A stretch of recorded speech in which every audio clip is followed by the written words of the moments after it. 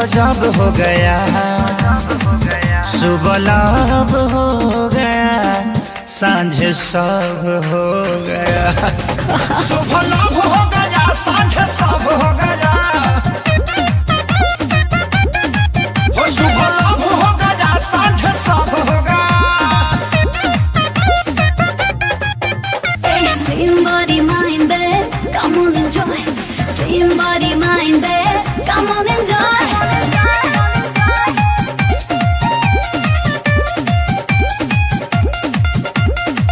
आजकल की लड़की गांव चाहे शहर की, सच्चा प्रेम कहाँ करती है? अरे करती है। व्हाट्सएप पे होती है चैटिंग, हाँ।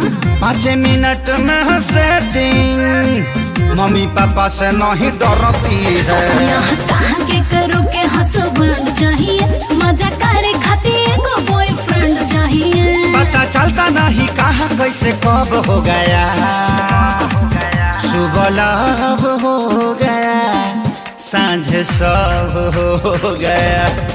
सुबह लब हो गया, सांझ सब हो गया, हो सुबह लब हो गया, सांझ सब हो गया। मेरी ठाट बाट है देसी, तेरे नखरे हैं विदेशी, अपनी कैसे चलेगी बेबे? तू हाफ पैंट वाली, मैं लूंगी पहनू खाली, तेरी दाल ना गलेगी बेबे। ना बेमतलब के भाषण दे, आके सीधे चुमा ले, टाइम ना ज्यादा वेस्ट कर। मिल्की मिल्की बाहों में, जुल्फों की छांव में, आके दीवाने रेस्ट कर।